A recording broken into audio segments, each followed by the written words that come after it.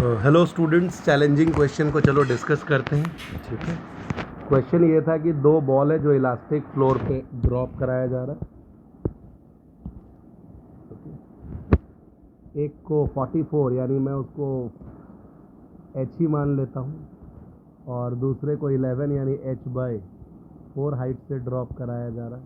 ठीक है, तो पहले कुछ पॉसिबिलिटी निकाल लेते हैं। इलास्टिक बॉल का मतलब है ये बार बार उसी हाइट तक कोलाइड करके पहुंच जाएगा, यानी इसका मोशन ऐसे और ऐसे होता रहेगा इनफाइनाइट टाइम पे, और इसका भी मोशन ऐसे और ऐसे ही होता रहेगा इनफाइनाइट टाइम पे। ये बॉल ए है, ये बॉल ई है।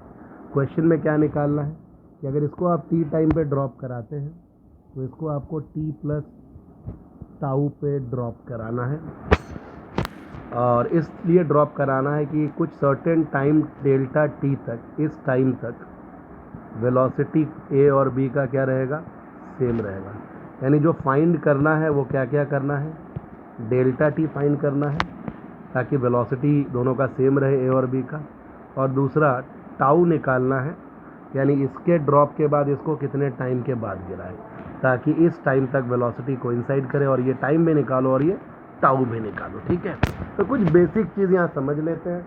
आप लोग मोशन अंडर ग्रेविटी पढ़े हुए हैं, तो अगर फ्री फॉल करते हैं तो वेलोसिटी किसी भी बॉल का कितना होता है, √2gh, where h is the height of free fall. अगर h हाइट नीचे लेके जाओगे तो यहाँ का वेलोसिटी v हो जाएगा। करेक्ट है, तो इस लॉजिक से इसका वेलोसिटी अगर हम लोग मान लो v0 पकड़ लें इस जगह पे, तो इसका वेलोसिटी इस जगह पे कितना हो जाएगा, v0/2 होगा। इसी फॉर्मूले में डाल के देखेंगे तो, और अगर टाइम ऑफ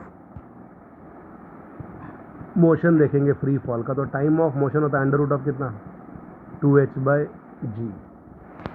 तो उस लॉजिक से अगर आप लोग देखोगे तो इसको आने में, नीचे आने में टाइम जितना लगेगा उतना ही ऊपर जाने में टाइम लगेगा, क्योंकि ग्रेविटी तो यूनिफॉर्म है। इसको भी जो टाइम नीचे आने में लगेगा वही टाइम ऊपर आने में लगेगा। तो अगर हम लोग टाइम पीरियड ए का निकालने जाएं तो वो डबल ऑफ दिस टाइम होगा 2t। तो अगर इस टाइम को अगर हम लोग मान लो t0 मान लेते हैं तो फिर b का टाइम पीरियड कितना हो जाएगा, हाफ हो जाएगा t0/2, क्योंकि यहाँ पे जो हाइट है वो 1/4 है, तो रूट से 2 बाहर आ जाएगा। तो इसका टू एंड फ्रो मोशन का टाइम इसके टाइम पीरियड से क्या होगा, हाफ होगा। यानी ये जितनी बार में 1 complete rotation, 1 complete to and fro motion करेगा, ये उतने ही टाइम में 2 बार टू एंड फ्रो कर लेगा, क्योंकि इसको टाइम कम लग रहा है। ठीक है, यहाँ तक कोई डाउट नहीं है। अब हम लोग को क्वेश्चन के मेन मोटिव पे आना है कि ड्रॉप इस तरीके से कराना है कि वेलोसिटी कोइंसाइड करे। तो जैसा कि आपको यहीं पे दिख रहा है कि ए का मिनिमम वेलोसिटी 0 है मैक्स हाइट पे, और मैक्सिमम v0 है। बी का मिनिमम 0 है और बी का मैक्स है v0/2। यानी वेलोसिटी को कोइंसाइड कराने के लिए जो पॉसिबिलिटी बन रहा है, तो अगर कोइंसाइड कराना चाहते हैं ए और बी का वेलोसिटी, तो इस कोइंसिडेंस वेलोसिटी का रेंज होना चाहिए 0 less than v, and v should be less than equal to v0/2, क्योंकि b कभी v0/2 से बड़ा वेलोसिटी एक्वायर नहीं करेगा। तो यानी वेलोसिटी कोइंसाइड एक बार डाउनवर्ड जर्नी के टाइम में कर सकता है दोनों का, और एक बार अपवर्ड जर्नी के टाइम में कर सकता है। तो क्वेश्चन अब अच्छे से समझ में आ गया होगा। अब ड्रॉप कैसे कराएं, तो मैंने ग्रुप में भी हिंट दिया था। पहला केस ये हो सकता है बच्चे लोग कि एक साथ ड्रॉप करा दो, यानी जो टाउ का वैल्यू है वो आप रख लो n/t0। तो n/t0 का मतलब है n = 0 1 2 3 कंटिन्यूड करके। यानी इस केस को और इलेबोरेट करके समझाते हैं कि हम लोग ऐसे ड्रॉप कराना चाहते हैं कि जब जब बॉल ए अपने मैक्स हाइट पे रहेगा तब तक बॉल बी भी अपने मैक्स हाइट पे ही रहेगा। समझ में आ रहा है, यानी ये भी अपना मोशन स्टार्ट करेगा फ्री फॉल से, और ये भी अपना मोशन स्टार्ट करेगा। तो ये वही पॉसिबिलिटी है। अगर साथ साथ गिराए तो दोनों साथ साथ ही नीचे जाएगा, और अगर इसके टाइम पीरियड के इंटीग्रल मल्टीपल पे लेंगे तो भी वही केस आएगा। यानी जब जब ए मैक्स हाइट पे होगा बी भी मैक्स हाइट पे होगा, तो जितने टाइम में एच नीचे आएगा ए, उतने ही टाइम में ये भी एच नीचे आ जाएगा, और इस एच हाइट तक दोनों का वेलोसिटी क्या रहेगा, सेम रहेगा। समझ में आ रहा है। फिर क्या होगा, ये टकराएगा नीचे, पूरा नीचे आएगा ये, यानी ये जितने टाइम में यहाँ से यहाँ पहुँचेगा उतने टाइम में ये यहाँ से टकरा के ऊपर तक जा चुका होगा। यानी ये होगा फ्लोर पे और ये होगा फिर से इसी जगह पे, क्योंकि टाइम पीरियड दोनों का हाफ है। अब क्या होगा, ये ऊपर जाएगा और ये फिर नीचे आएगा। तो ये जब ऊपर जाएगा तो इसको इस पोजीशन तक पहुंचने में जितना टाइम लगेगा उतने ही टाइम में ये यहाँ से फिर से यहाँ तक आ जाएगा। उसका लॉजिक भी समझा देते हैं। यहाँ का वेलोसिटी कितना है बच्चे लोग, v0। यहाँ का वेलोसिटी कितना है, v0/2। और यहाँ का वेलोसिटी कितना है, 0।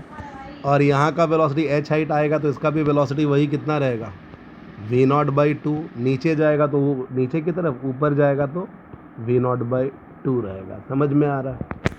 तो यहाँ से टकरा के ये फिर ऊपर अगर उठेगा तो वही v0 से उठेगा। तो ये अपवर्ड जर्नी का केस अब नोट करो। अपवर्ड जर्नी के टाइम में इसका वेलोसिटी यहाँ से यहाँ तक आने में v0/2 ही चेंज हो रहा है। समझ में आ रहा है। और इसका भी v0/2 ही चेंज हो रहा है। समझ में आ रहा है। यहाँ से यहाँ आने में इसको जितना टाइम लगेगा उतने ही टाइम में यहाँ से यहाँ तक आ जाएगा, क्योंकि ऑलरेडी हम लोग ये डिसाइड कर चुके हैं कि डाउनवर्ड जर्नी में वेलोसिटी कोइंसाइड कर रहा था, यानी टिल h हाइट तक कोइंसाइड कर रहा था। अब हम लोग अपवर्ड जर्नी की बात कर रहे हैं। तो जब ये यहाँ से यहाँ आया उतने टाइम में ये यहाँ से यहाँ आके फिर यहाँ आ गया। अब ये यहाँ से ऊपर पहुँचेगा इस जगह तक, तो उतने ही टाइम में ये क्या करेगा, ये फिर यहाँ से यहाँ आ जाएगा। तो अब ये यहाँ से यहाँ जाएगा और ये भी यहाँ से यहाँ जाएगा, यानी ये भी h हाइट ऊपर जाएगा और ये भी h हाइट ऊपर ही जाएगा। तो फिर से दोनों का वेलोसिटी कोइंसाइड करेगा। तो यानी टोटल टाइम जब वेलोसिटी कोइंसाइड किया वो कौन सा टाइम था, पहले h हाइट डाउनवर्ड आने में, यानी h हाइट डाउनवर्ड आने में कोइंसाइड किया जो टाइम लगेगा t1, और फिर h हाइट अपवर्ड जाने में जो टाइम लगेगा वो टाइम t2। और लकीली दोनों टाइम सेम है, which is nothing but time period of this motion है, तो which is nothing but t0/2 है। तो पहला केस आ गया होगा समझ में। अब दूसरे केस को लेते हैं, केस 2। पहले केस में पहले डाउनवर्ड वेलोसिटी कोइंसाइड कर रहा था। अब हम लोग ऐसे ड्रॉप कराएंगे कि पहले अपवर्ड वाला वेलोसिटी कोइंसाइड करेगा।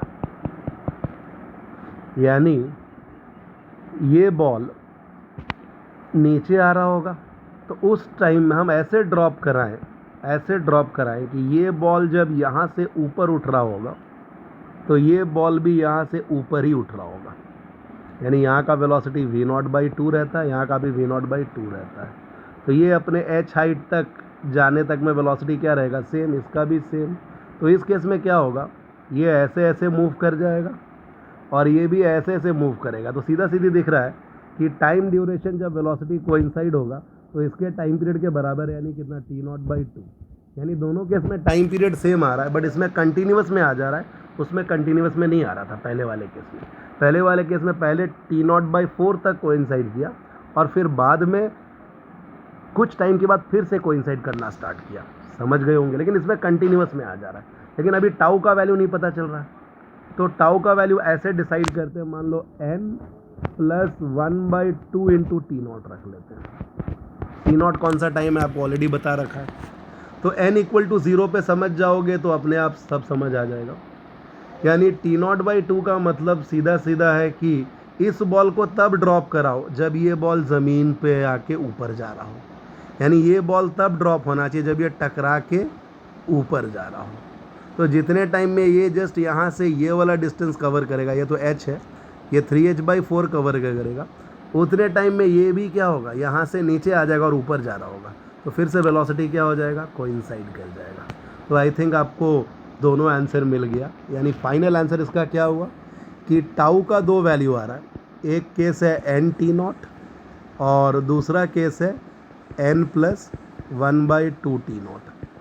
यानी इस केस में जब ये बॉल अपने मैक्स हाइट पे है तो ये भी अपने मैक्स हाइट पे है।